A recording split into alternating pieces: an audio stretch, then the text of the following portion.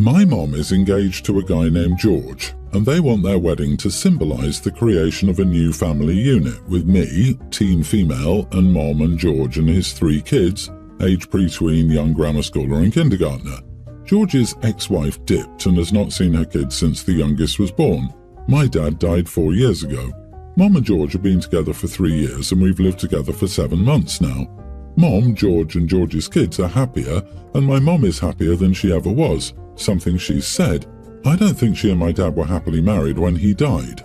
Anyway, like I said, they want to celebrate the family unit they're creating and talk about how great it is, how we're all so happy with it, and feel like we've become such a solid unit of the best chapter of our lives.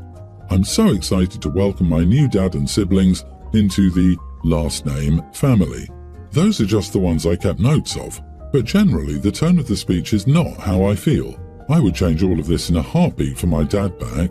This will never be my best chapter when he's not here, and I don't love George or his kids. I don't have strong feelings either way, but I'm also sad. The wedding and enthusiasm remind me I no longer have my dad to confide in. My mom is happy, and I'm glad about that. I would give a speech about that, but I know the second I say that, my mom would want us in family therapy, and I don't want to go with them. I don't like to hear that embracing and being happy about a new dad and siblings after 15 years of being an only child is okay. Instead, I told Mum I wasn't comfortable giving the speech they wrote and that I wouldn't do it. She told me the speech was perfect and was a beautiful tribute to what was happening. She also told me how much it would mean to George's kids. I told her I still didn't feel comfortable and to forget about me saying anything. My mom was upset and mad. George was asking why I'd refused to do something that would make everyone so happy. They told me I was acting like an elementary school kid instead of a teenager who was a young adult. They also had George's oldest tell me how excited she and her brothers are to hear my speech, and she told me she's excited to be my sister. Am I the idiot? Also, the speech is 3 pages long. Not the idiot. I'd say, here are some words that my mom and George insisted I read, and this is not how I feel. Then give the speech in the most monotone voice possible. Let them think they won and make them regret it. Ah yes, malicious compliance. Do it. They're trying to present a vision of what they want the world to see, not reality. The fact they didn't write the speech with you or trust you to write it yourself shows that they know how you feel. Stick to your guns no matter what they throw at you. No, Opie's just a mid-teen and has to live with these people. Don't encourage her to be a petulant teen, it will only hurt her. Malicious compliance will not serve the OP in the long run. All it will do is make her come across as a defensive, petulant child, which is the opposite of what she needs, and drive a wedge between the OP and her last surviving parent. I'm not saying comply either. She can stand her ground without being a jerk, which involves calmly but firmly communicating, not yelling or stomping or raging. OP, while I get the appeal of some petty revenge-type advice, there is better advice. Is there another adult in your life, an aunt or uncle or grandparent that can support you here and talk some sense into dear old Mom and George? I think another obvious solution is that whoever wrote the speech should read it. Simple as that.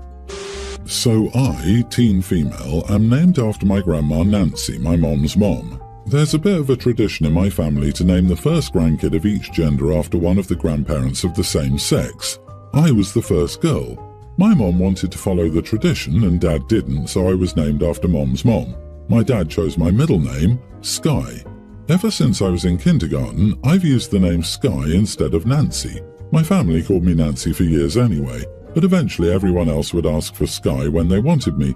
My teachers called me Sky. My friends parents, our neighbours, our doctor, everyone. So my family started calling me Sky too, and sometimes Nancy would slip in, but I never used it. My mom and grandma were the people most upset. Grandma because she felt like she didn't get her grandchild named after her since it was never used, and my mom because she wanted the tradition too. But also, she doesn't like Sky and only said yes to it as my middle name because Dad didn't like Nancy and she didn't want to be unfair. I've toyed with changing my name when I turn 18, but I feel like that would be a mess. Since Christmas, my mom, grandma and some other family members on my mom's side have suggested I use Nancy again. Grandma told me it would mean a lot to her, and she said I'm getting to an age where the name doesn't seem so bad or old. My mom told me Sky isn't a name I should be using in my adult life. and she said Nancy will sound so much better. She also told me it's my real name, and it would be a pain to use a name that isn't my legal first name as an adult.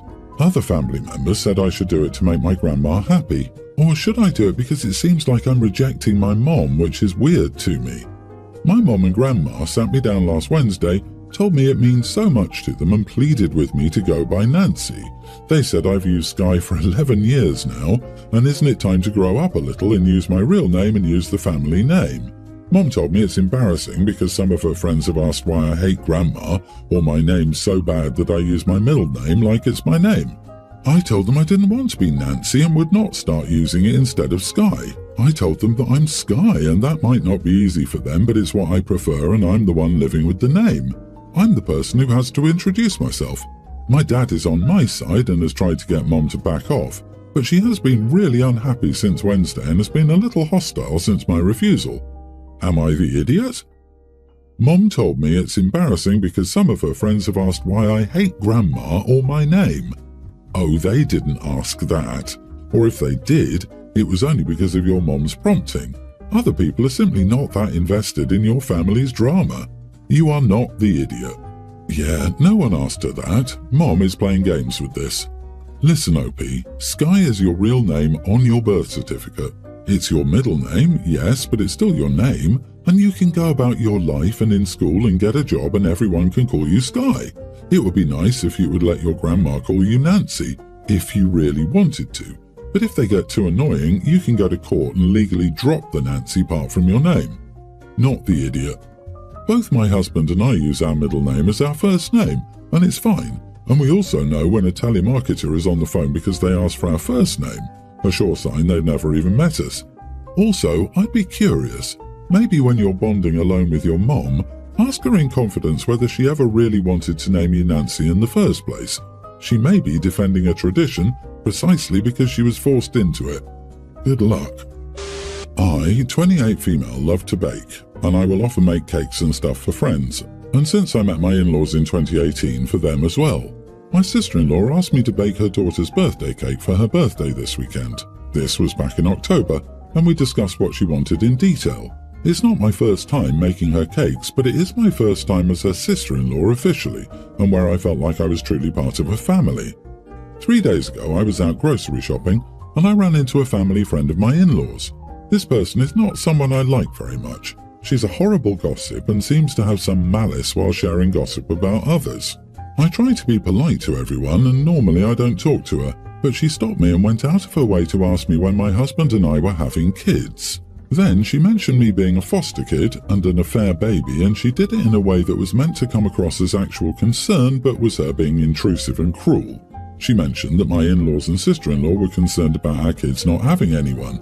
I told my husband when he got home from work and I was a mess. It might seem dumb, but I felt like his family betrayed the trust I put in them, and they did the one thing they were asked not to do, which was tell people about my history. It's not something I want to broadcast to everyone who knows me. My husband confronted his parents and sister, and they said they only mentioned it to a few close circle people, and they defended it when my husband said that wasn't okay. Sister-in-law said that it's not like people wouldn't find out eventually, and he asked her how they would find out if we never told them. My history is that both my parents were married to others and had children with their other spouses when they had an affair. I was the result. Both sets of first children were technically adults or close to it when I was born. The day before my 5th birthday, we were in the car together and it crashed. Nobody in either of my parents' families wanted me, and I was brought up in foster care for the rest of my life. I never found a family. After hearing sister-in-law say what she did and realizing how unapologetic they were and hearing how little they cared about what they did to me, I asked if I could speak to sister-in-law for a second and told her not to expect a cake from me after going against what I wanted and having such little care for the harm it caused. She went crazy and said it was only 3 days until the birthday party, and my husband backed me up and said, so what? She and their parents were blowing up his phone so badly that he had to block them, and I worry that I'm a bit of an idiot saying no with such short notice. Am I the idiot? Not the idiot. They treated you like family to your face and were willing to have you bake cakes for them, but they could not help but share your personal backstory with others after being told explicitly not to. It's a massive violation of trust, and I'm very happy to hear that your husband is backing you up and setting a boundary with his family. I'm also very sorry to hear that you're going through this. It must be heartbreaking. You know the old saying, two can keep a secret if one is dead. If you tell even one other person, you probably tell 10 of them. In-laws can easily order a grocery cake with her name in icing with as little as 2 days' notice. I've done it before. If they aren't organised enough for that, they can get a generic grocery cake with 1 day's notice. The whole bunch of in-laws sounds terrible. They honestly expect you to respond to their cruelty with kindness. That's messed up. Go low or no contact with those trolls. Agreed. Family is what you make of it. Your husband is a rock star, and he's just proven how much he cares about you. The bad place would freeze over, and the sky would turn purple before I trusted my in-laws again. Sister-in-law betrayed you in the worst possible way. I'm so sorry. Honestly, my words are insufficient. I wish I could hug you, OP. Kudos for your husband to take your side and defend your honour. He should be the one to get that cake instead. I have a significant income and expect it to grow more in the coming years. My investments will also mature, making me reasonably wealthy. I'm emphasizing this to highlight that in the event of a divorce, I have a lot to lose. I've told my fiancé several times that I won't marry without protection or guarantee for my financial future. He agreed then, but now I think he just said what he needed to convince me to accept the marriage. He probably didn't think I was serious, but I certainly was. I discussed this with my lawyer, who drafted an excellent prenuptial agreement based on my concerns. She even suggested adding an infidelity clause, something I hadn't thought of but readily accepted. I discussed this with my fiancé and told him to review the agreement with his lawyer to see if we could reach mutually acceptable terms. He was very offended that I even felt the need for one. To say he got upset would be an understatement. He was particularly offended by the infidelity clause. I certainly didn't expect this reaction from him. However, in the end, he agreed and signed. His reaction is making me have doubts. Before signing, he claimed that I wasn't respecting our relationship and expecting him to fail, which is not true. However, life is unpredictable and anything can happen at any time, so I'm just trying to protect my financial future in case of a divorce. I'm starting to question everything after his hesitation, especially regarding the infidelity clause. Am I wrong in this? Not the idiot. This is bizarre to me. A prenup is like insurance to protect the assets you had before the relationship. Would you not buy fire insurance because you never plan on having a fire? The prenup is an insurance you hope never to need but are glad to have if you do. I learned the hard way. The person you marry is not the same person you divorce. I didn't have many assets, but I had my bills paid on time and savings in the bank. He wiped me out and took everything that wasn't nailed down. I left with the clothes on my back and a few things he didn't want that weren't worth monetary value, like our wedding album. He, on the other hand, came into the relationship with tens of thousands of dollars of debt. He borrowed money he didn't ask or even consult me about to keep up with the Joneses, tanked my credit, and then expected me to help him pay off his debts, after taking everything that could be sold. And then he cut contact when my lawyer mentioned child support. He lived in another country, so while I couldn't be forced to pay for his debts, neither could his check be garnished for child support. OP, you need to understand this. People change, and so can their dedication to a relationship. You should stick with the prenuptial agreement. If fiancé can't accept it, oh well for him. I, 27 female, got into a fight with my roommate, 24 female, and I'm not sure if I'm in the wrong here. 2 weeks ago, I decided to cut back on junk food and fast food and start losing weight. It became our habit for her to invite friends over on Saturdays and order pizza. For the second week in a row, I said no when she asked why. I keep things to myself for the most part, so she wasn't aware of it, so I told her that I was trying to lose weight and get healthy.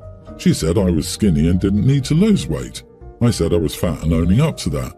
Then she got mad, looked like she was about to cry, and asked, "What am I then?" I just told her that her body is her prerogative and not mine to comment on, and that if she was happy with herself, that's all that mattered. Generic response, really, but I didn't know what to say. I didn't mean to offend anyone or attack her size. I don't care what other people do with their bodies or judge anyone on their size. I'd understand her annoyance and offence to what I said if I was skinny and calling myself fat in front of her, but I'm not. Part of losing weight to me is owning up to size and not sugarcoating it with words like chubby or plus-sized. So, am I the idiot? What am I then? Brenda, you're fatter. As a fellow fat person, you're not the idiot, and your roommate needs to stop acting like everything you do for your health is about her. She's not the main character in your life. You were speaking about yourself and your own health needs. Yeah, what the heck are people saying? Because you're smaller, you shouldn't use the word fat? Who can use the word fat then? Because there's always someone fatter. If someone is talking about oneself, stop making it about you.